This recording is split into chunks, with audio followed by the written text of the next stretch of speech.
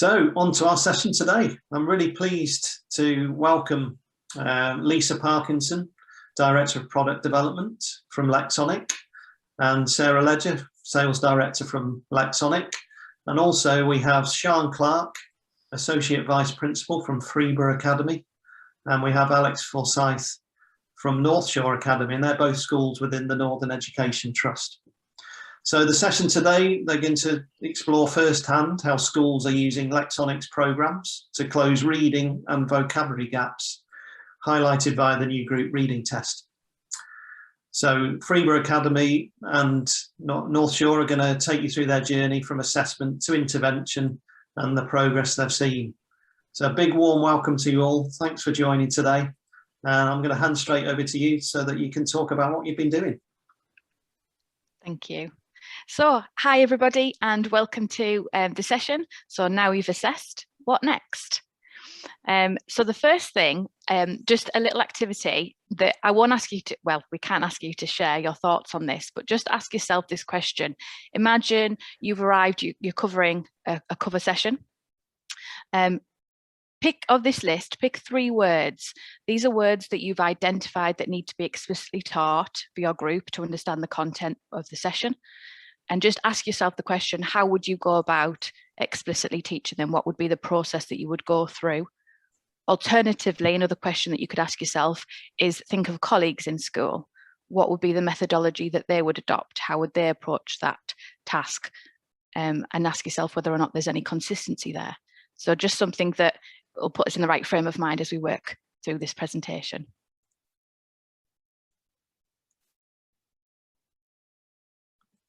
So we won't give you too long to ponder on that just now, and we'll come back to some of the ideas that might link to that later on in the presentation. But you also might be thinking, okay, so why have we started with vocabulary? Well, we all were warned, weren't we, back in 2019, that the expectations of all of our endpoint assessments in the UK education system were going to increase quite substantially, and we weren't fibbed to, you know. So in 2019, the Key Stage 2 exam papers word count, so the number of the actual words on the paper alone, increased significantly, like you can see on the screen there. And the thing that Key Stage 2 colleagues discovered was that it wasn't actually just in the kind of the comprehension, the actual longer reading material where this increase was seen, but actually there was an increase in the academic demand of the vocabulary within the questions of the Key Stage 2 paper. So at the very, very first point of understanding that the students were having with that exam and the connection with that exam, they were starting to struggle immediately because the vocabulary had been increased within the question themselves. Now, that vocabulary increased and the academic nature of the vocabulary was also replicated in GCSE around the same sort of period of time. And you can see on the screen there, again, in terms of numbers, the actual expectation for the amount of reading across the curriculum did increase significantly over those few years. It's now believed that within a usual exam period, when we get back to an exam season, whatever that ends up looking like again, a student can be expected to have to read around about 80,000 words. And the problem with a lot of these words and the way in which that those exams are now constructed is that many of our colleagues across the country are saying to Lisa and I, okay, Lexonic, our students can't actually find the maths, they can't find the physics because it's kind of masked and hidden behind a veil of really complex language. How can we start to make it so that students can actually access the vocabulary and therefore be able to get the content that I've been teaching them so much? And it's a similar message that's been coming out from NGRT assessments, that the need for students to be able to comprehend and decode language has increased significantly. So what we've got to think about, we've got to think about back to that 80,000 words that GCSE students are going to have to start to think about contending with the exam period. And also then linking that with what we know about cognitive load theory. Now we know that just asking students to learn list after list of vocabulary is not going to help their actual their ability to be able to attack that exam and to be successful in that exam. But also for their lifelong learning these lists won't stick. That knowledge won't be there with them forever. So what we've got to think about, and it's the way in which we know that our colleagues in Northern Education Trust have taken this development of literacy, is providing students a methodology and a systematic approach to their vocabulary and reading instruction that allows them to be able to access that understanding when they need it most. And in the instance we're talking about here is any kind of point of assessment. So that by giving them a methodology that they can learn, we're not going to make them have to remember lots and lots of information and hence end up in cognitive overload. Because we all know that outstanding teaching and learning is about throwing students in what Guy Claxon talks about, the learning pit. So we know that learning occurs in struggle. So we have to throw students in that learning pit. But what we need to be doing is making sure that they're well equipped and have the skills to be able to clamber themselves out of that learning pit when they need to, independently, so that their default setting isn't to ask for support. Their default setting when it comes to vocabulary and reading is to use the methodology that they've been taught over time in order to get themselves out of that learning pit. I also think that this is absolutely crucial when it comes to thinking about curriculum mapping, because obviously we know that our curriculum should be mapped to the needs of the individual students. So we will do assessments such as our NGRT assessment and then have an adaptive curriculum that allows students on a pathway or an approach that best suits their development. But if we're being honest, full-scale curriculum reshuffling year on year is beyond the scope of what's acceptable. But what we can do and what we should be doing is using our NGRT assessments to then try and think about systematic interventions to run alongside our main curriculum area so that every child is then on a personalised pathway for their reading and vocabulary, whilst also upskilling our staff to develop a system for teaching vocabulary whole school so that wherever that child goes, their vocabulary instruction is the same. We're lessening that teacher variability and then making sure that students are getting the same message where they go and connecting the dots from intervention back into the main classroom. Okay, so now we've assessed what next. So this next slide here is an exercise that I just want you, if you just read over while I'm speaking, just read over that black font there.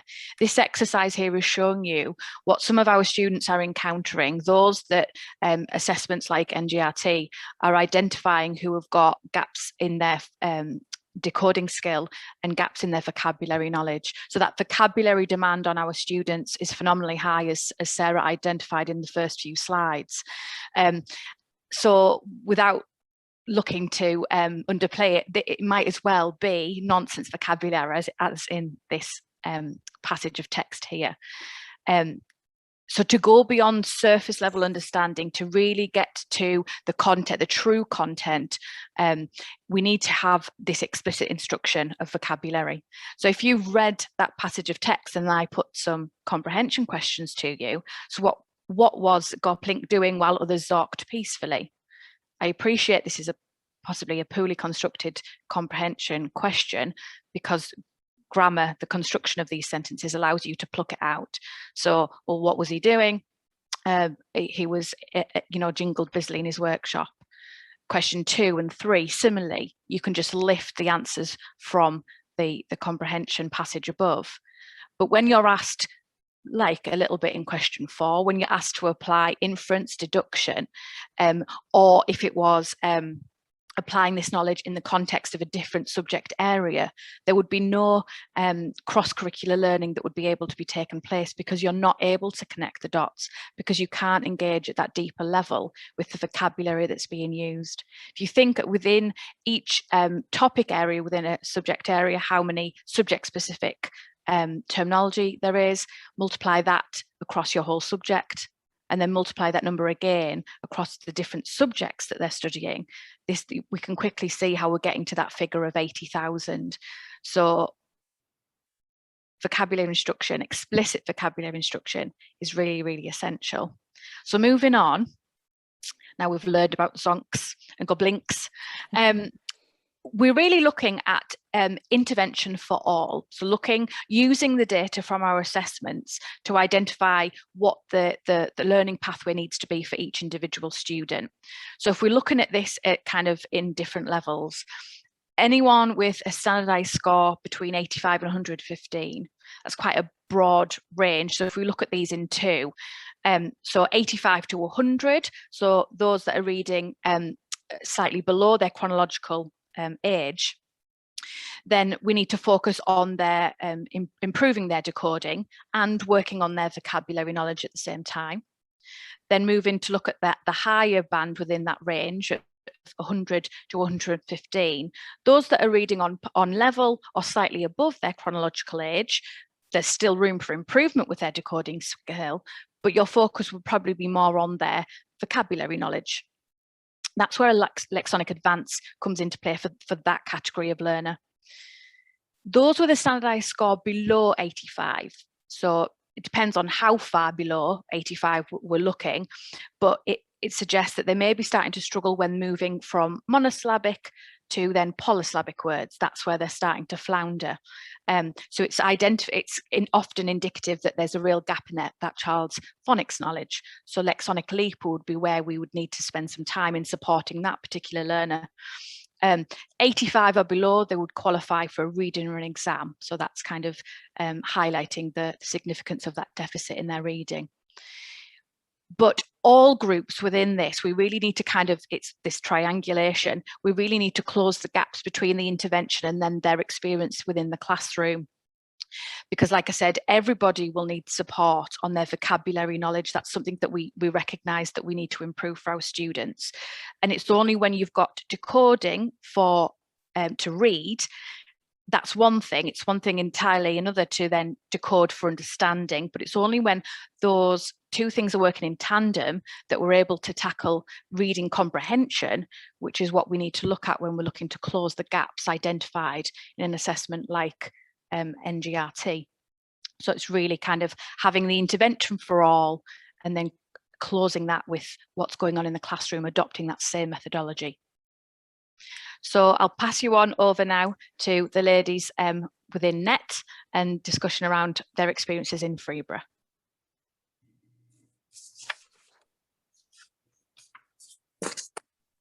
Sarah, can you flip the slide for us? Sorry, Sean, I do apologise. Thank you. Alex, are you going with this one? Yeah, that's fine. I'll start, Miss. Good morning, everybody. Thank you very much for joining on. So my name's Alex Forsyth. I'm a Vice Principal in charge of Deep Learning at North Shore Academy, which is part of Northern Education Trust. We decided really this kind of our reading strategy was born in the very first lockdown last year. And it was born really for a few different reasons. Firstly, we were very, very clear that we knew at that point in March last year that many Year 6 children coming to us as new Year 7s in September would have huge gaps in terms of where they were at from primary school coming in September. So we knew that now more than ever there was a need really to put some really specific reading intervention in place across our academies, particularly as we serve areas that are very, very disadvantaged. We were aware of that. We were also very aware, or I was getting increasingly frustrated from a senior leadership kind of point of view, that when we talk about reading intervention, there was no kind of systematic approach in place. So yes, there was different interventions that were going on in different academies or for different children, but there wasn't a systemized approach to reading intervention across in the academy that I worked at or in previous academies across the trust. So that's kind of where it came from. What we decided to kind of put in place and trial initially before Christmas was a reading strategy that Sian will talk through in a second. Now, the way that this kind of links in with GL is that across our academies within Northern Education Trust, we use GL assessment to provide us with a reading age for every child. So every child across Year 7, 8 and 9 sits a GL assessment in order to provide us with their reading age. That reading age is then used to assign them into different intervention blocks. And some of those intervention blocks allow for programs like Lexonic, Leap and Lexonic Advance to happen for certain students, but it's very dependent on where their reading age falls. Now, before Christmas at North Shore Academy, we trialled Wave 3, and Sian will talk about Wave 3 in a second. So we trialled Wave 3 in terms of the intervention package for students who are operating below functional literacy. So their reading assessment, their GL assessment, said that their reading age was less than 9 years, 6 months, which means that in terms of functional literacy, as a child or as an adult, they can't function in society with that level of literacy. They're generally our most vulnerable students across the academy too. So we decided that we were going to put some pretty intensive provision in place for those children, because we believe that making sure that they can read is the first thing they need to do before they can really access anything else. So it has taken a hit out of the curriculum time of doing that 20 minutes every day for Lexonic Leap, but it does kind of churn out some really, really good progress around reading age. So you can see on that bottom line of that table, if you look at the relative progress, they were on this program for 8 weeks before Christmas. On average, those children made 10 months improvement in their reading age in just 8 weeks. Now, for me, that was huge. I think I've never seen reading ages improve as much as that following any intervention. So those children had Lexonic Leap every day for 8 weeks, and then the impact of that is that their reading age improved by 10 months. Now, as their reading age improves, they then slot into a new wave of intervention later on. But we basically use the GL assessment as a measure to assign children into intervention. We use it as a measure at the end of an intervention block to reassign children into intervention. And then within our intervention, we use the Lexonic programs in order to drive progress with children. Can we have the next slide, please? I'll hand over to you. Thank you. So hi everyone, my name's Sian Clark and I'm an Associate Assistant Principal at Freeborough Academy in Broughton, which is just near Saltburn. I'm in charge of whole school reading and catch up. So when this was introduced from the first trial that Alex did over at North Shore, this absolutely slotted into what we were trying to put in place. But as Alex said, it gave us that sense of continuity. Everybody in the trust was doing the same thing, targeting the same students. So it worked really nicely that we had this sort of joint approach to reading. So what you can see there on your screen now are the waves of interventions that we follow across the trust, across all 11 secondary academies. So any student who takes the GL assessment and is identified as having a reading age of less than 9 years and 6 months is on our wave 3 reading intervention, which is our most intensive reading intervention, and those students are targeted for Lexonic Leap, which is 20 minutes every day with usually a TA in a small group of 3 or 4. They use the Lexia programme, and they also, during our DA lessons that happen every week, they are withdrawn and they read with a reading buddy. We then have our Wave 2C students who are between 9 years and 6 months and 9 years and 11 months when they are assessed with GL. They are targeted with Lexonic Advance. That's an hour a week, again, in a small group of 4. Here at Freeborough, we do that after school as part of our catch-up enrichment sessions. And we've had some fantastic progress with that, as you'll see when you come to our data in a short while. And they also use the Lexia programme. Moving up through our other waves, Wave 2B is reading ages between 10 years and 10 years and 6 months. They use accelerated reader, usually in reading lessons or in social times, just to make sure that we're tracking their progress with reading and really sort of challenging them with their comprehension. Wave 2A is any student whose reading age is 6 to 12 months behind their actual age. They read in VMG with a partner. Some of those students come out of DA lessons and read with a partner here at Freeborough, just as that little extra bit of support. And then anybody whose reading age is either at their actual age or above are our Wave 1 students, which is everybody else essentially. And they use whole class reading strategies. They have a DA lesson every week. We have a reading routes programme across the trust, which is a reading for pleasure programme, which really encourages students to read. And they sometimes have literacy intervention during VMG. So there are our waves. We mainly use Lexonic, obviously, in Wave 3 and Wave 2C currently. Thank you. Over to you, Alex. Yeah, so what you can see on the screen now is how that waves of intervention works in reality, kind of on the ground. And what I will say is I think there's quite a large commitment from senior leaders across the trust in making sure that this happens in our academies. And what that will mean is that, yes, a child might be coming out of an English lesson or might be coming out of a French lesson or a history lesson to come out and do their intervention. But we believe that actually they need to have that intervention in place in order to access that curriculum properly. Now, you can see that once you kind of got your students that need to fit into each wave, it's quite a big job to logistically kind of categorize where that intervention is going to happen. So you can see Lexonic Leap is a daily program. That means those children come out of a different lesson every day, usually lesson 1 here at North Shore, but different academies have it at different times. We're also really aware that for some students, Leap is still not quite the right provision for them. So the other provision that we also run alongside that is toe by toe. So if students are really struggling to access Lexonic Leap because of usually a special educational need that they've got, we've used toe by toe. Now at North Shore, that's only been the case for one student who was EAL and needed that bit of extra support in place before he's now moved on to Lexonic Leap in that wave 3.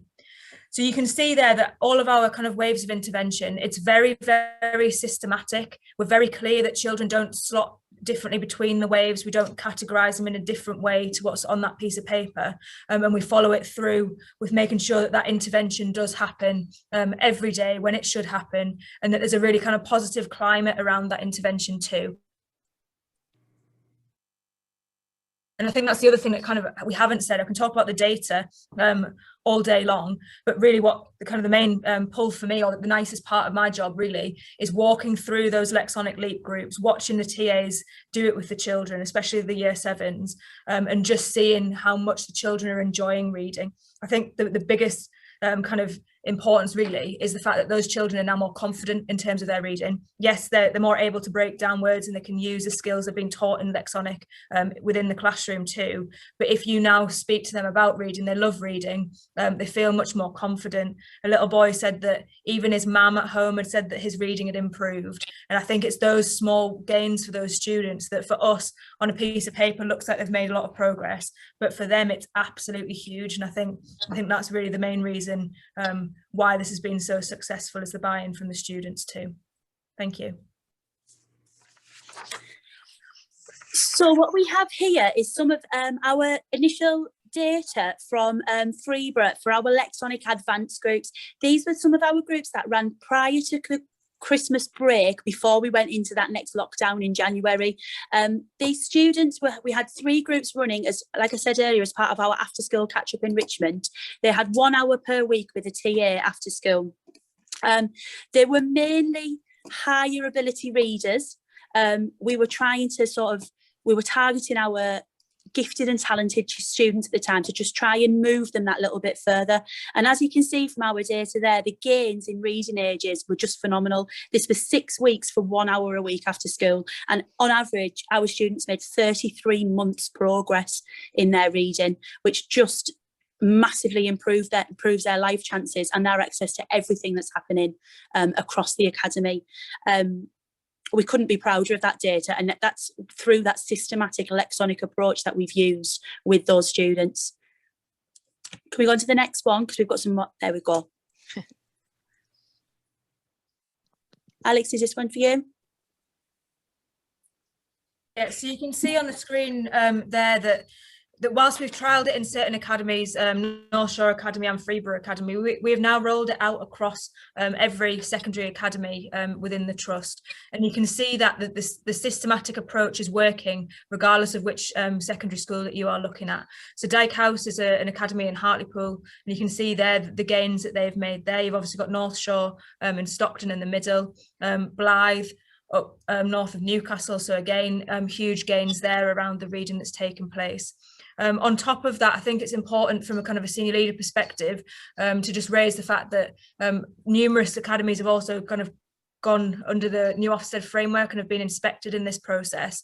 And this reading strategy has come out really strongly within that process too. I think it's always a slight worry for senior leaders about maybe withdrawing children from lessons when you've kind of got maybe an Ofsted looming, but it's come out really positively with every Ofsted inspection that we've had under this new framework too. I think the data really speaks for itself when you look at that slide. Sian, back to you. I just want to reiterate what Alex has said there. Withdrawing the students from lessons can be quite daunting, but actually, like she said as well, the holistic sort of benefits have been phenomenal for a lot of our children. Some of our most vulnerable students access our Lexonic Leap groups, and having that targeted small group time with an adult on a daily basis has massively increased the confidence across the academy. It's built relationships with members of staff in a really supportive way. It's changed our culture of reading hugely across the whole academy, and I have students regularly coming up to me and saying, can I be in the Lexonic group next time? So it's really having a massive impact in lots of different ways, both data and in terms of confidence.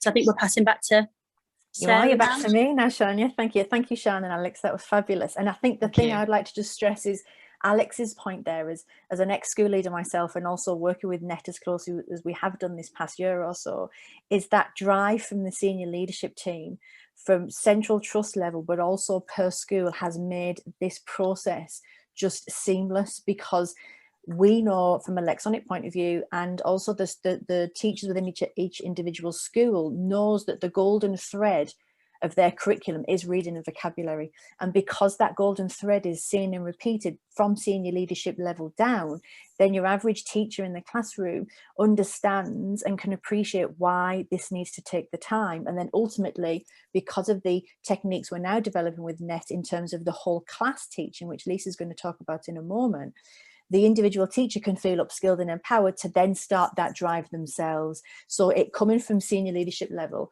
I can't stress enough how important it is to have those real champions at the top that are showing that vocabulary and reading is that golden thread that's running through the whole school improvement pathway.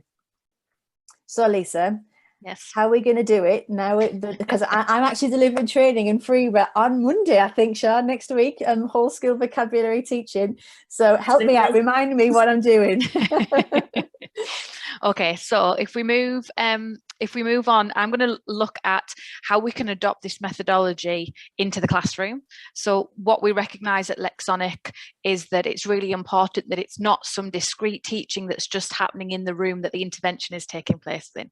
It's happening everywhere in school. So wherever we're in front of students and we're being vocabulary role models, we're using vocabulary that they need to interact with, that we've identified that needs explicit instruction. So we're talking about tier 2, tier 3 vocabulary. So if you could move on one slide for me, Sarah, thank you.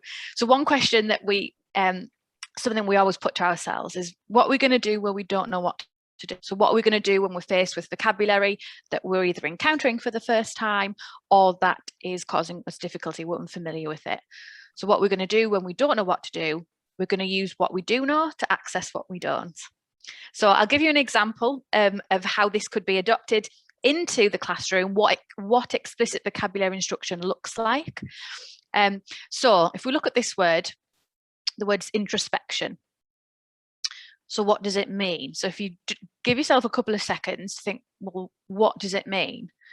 What I'm actually more interested in is why it means what it means, because it's only with that method and going at it through that route that you can really avoid teaching words in isolation. So explicit vocabulary instruction isn't saying, right, here's new, this is what it means, because that's only going to help them at that particular moment in time. What's going to be beneficial long term and across every single classroom is, here's a word, here's what it means, but this is why. And then they can start to what we refer to word web. So if we look at the word introspection, we've got a prefix, we've got a suffix, we've got a stem in the middle. So if you move on to the next slide. So our prefix, intro, our stem, spec, and our suffix, shun. I'm going to start at the end. I'm going to start with shun. It's one of the most common suffixes in the English language. If you know the suffix, but this one it's serving you well. It can be spelled either T-I-O-N or S-O-N, but it just means the act, the process, or the result of something. So multiplication is the act or the process of multiplying. So it's the act, process, whatever your root word is. If we think of spec, we can immediately, hopefully, think of lots of words: spectator, spectacles, which means to look or to observe, to see.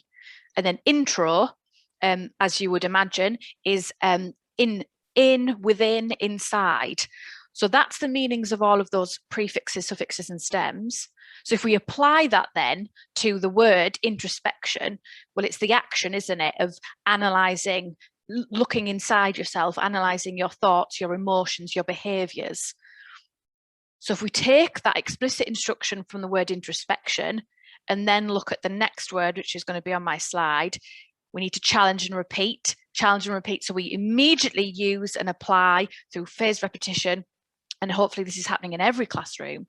Okay, what does the word retrospection mean? Well, think back to what introspection meant. We already know that shun is the act or the process, spect is to look or to see, and now we've just got to deal with retro. If you dress retro, it's from the past, okay? So retrospection is the action of looking at past events, things that has already happened. So that's a real whistle-stop tour there, but that is what explicit instruction of vocabulary is, based all around, so that we're not just looking at one word, we're immediately looking at lots of words. So what does it mean? How do you know? These are the key questions when we're looking at vocabulary instruction. The next slide here shows you, and this is only just, you know, a selection of 5, but the list is almost endless of where you can then take it. Hopefully you'll be sat there thinking of words within your own subject specialism, things that jump into your mind that aren't part of these bubbles. But instead of looking at something that we often advocate, is instead of looking at word of the week, when we're looking at this whole school as a holistic approach, instead of looking at word of the week, we're looking at affix of the week, because then you can immediately be hitting lots of different subject areas simultaneously. So thanks to the assessments of GL and doing our NGRT, we can then start to think about, like we spoke about, this triangulation of interventions and whole class teaching post-assessment. But the absolute key message, all of this, is that message from Northern Education Trust, in that reading and vocabulary is your golden thread. It's your priority that sits perfectly within your curriculum, that is allowing everybody to get their best possible outcomes. But more important, like Alex says, leads to that young child going home and saying, "Mum, I read today." And that's the bit that we sometimes do forget about. We forget about the fact, the difference, you know, when we're working with adults who can't read, they've gone through their whole lives in this kind of mismatch of trying to make things out of nothing. And what NET are proving is that actually, if we make that our golden thread and our priority and triangulate our approach with intervention, we can make it so that everybody can learn to read and everyone can develop.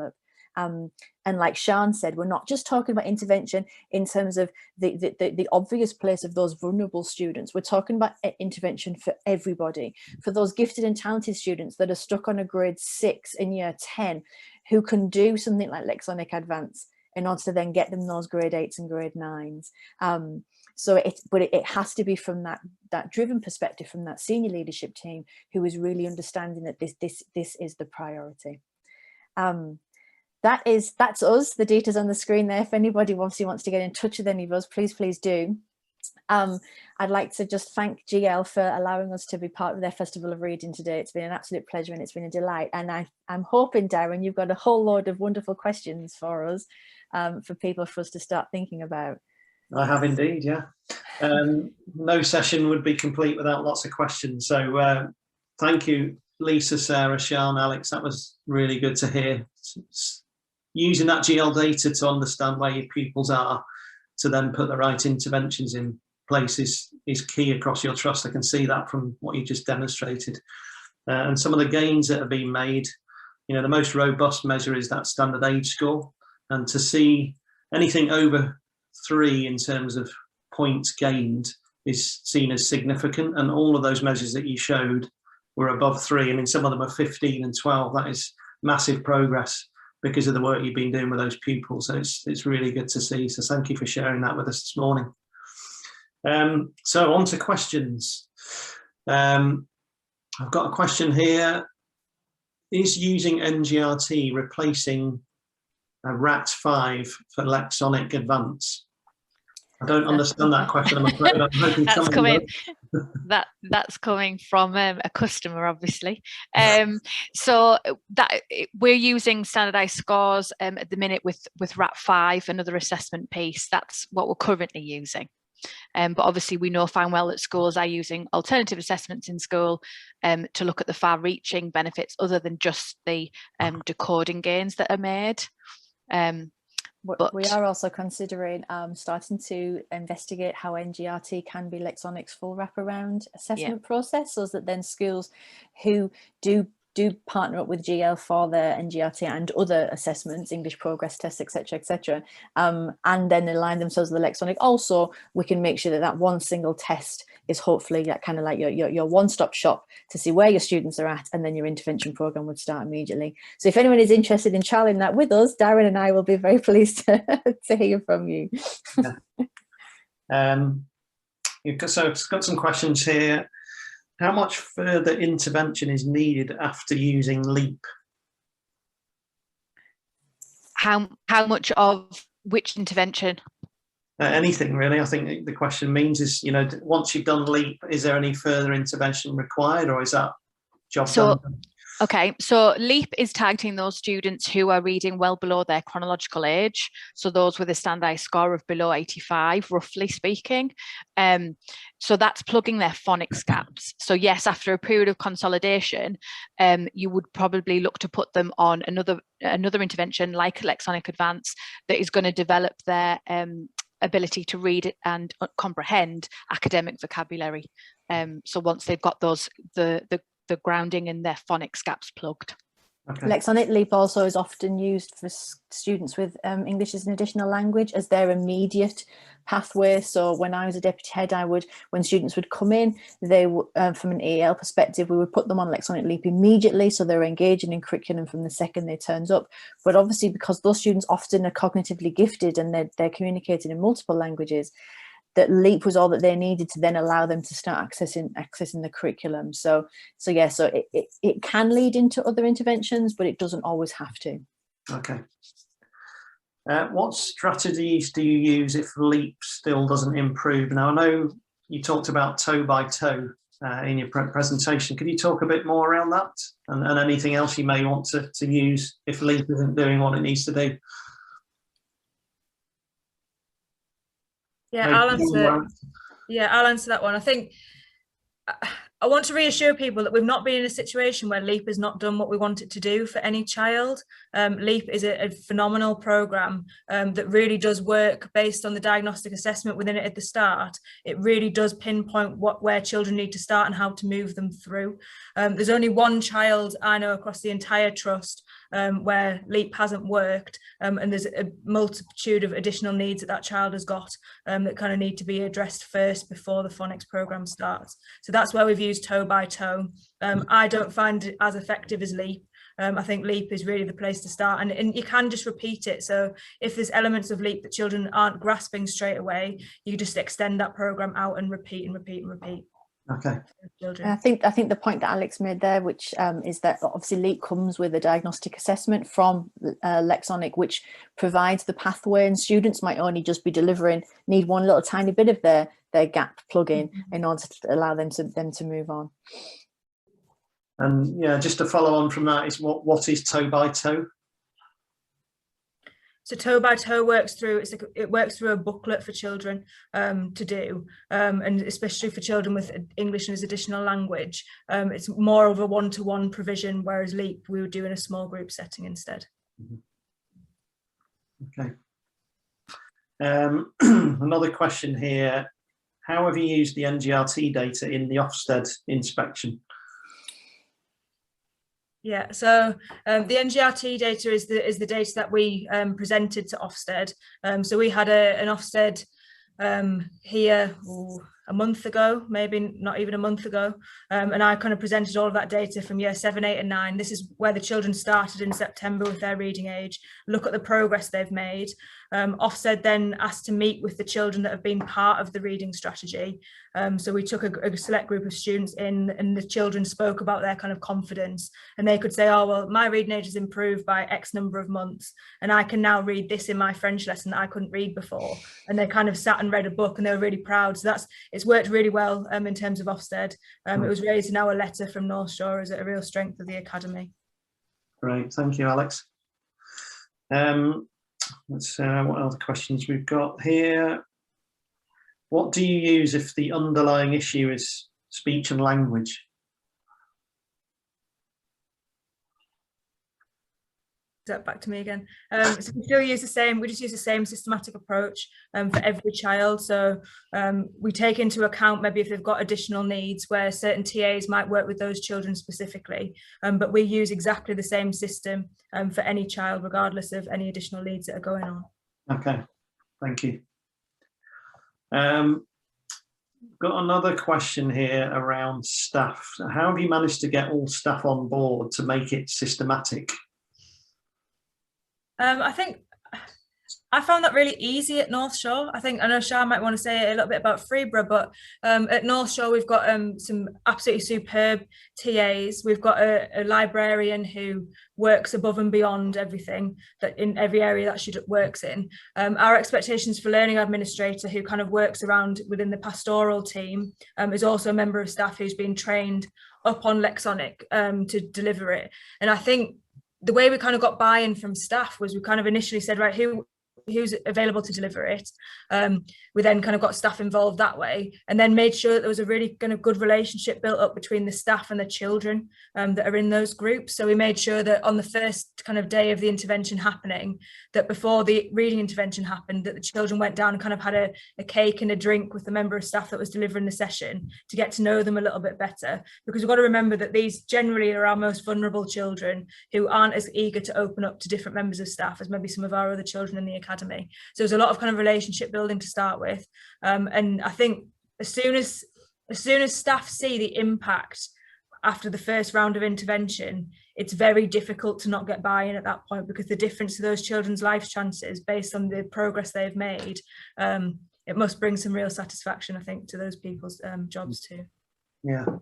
Yeah, and I'd reiterate what Alex has just said. Our members of staff, our team of TAs and our librarian have absolutely got on board. I've had our bridge managers asked if she can be trained up so she can work with some students up in the bridge. People have wanted to be involved because it looks exciting. Our little intervention groups take place. We have quite a large atrium in our building at Freeborough, and they take place in the atrium so people can see it happening. So the children love that because they get to show off what they're learning. Anyone who happens to be walking past just like stops and chats about what's happening. And it's really the culture of wanting to be involved from staff and students has been fantastic. I think having that whole trust approach has been really helpful as well, because I've done the vast majority of Lisa and I actually have done all of the Northern Education Trust actual initial training for both LEAF and Advanced. And being able to sit in Freeborough talking about colleagues at North Shore, sitting in North Shore talking about colleagues in Manor, it's made it that more of a collective approach, so nobody feels like they're by themselves. Saying to the librarian, I remember Alex speaking to your librarian at North Shore about the librarian at Freeborough, and them saying, oh, I'll get on the phone, and you know that they were going to.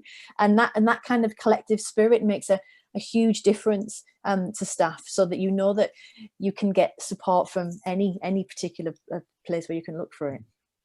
But just one final thought there, it is getting whole school kind of on board is essential. So it's a really good question, and where you think that there might be some reluctance from others, it's to really, and we offer lots of support in that initial onboarding process, so that we need to educate staff and have them understand that it's not an English intervention. This is literacy across the whole curriculum, because they need to understand what the impact's going to be for them.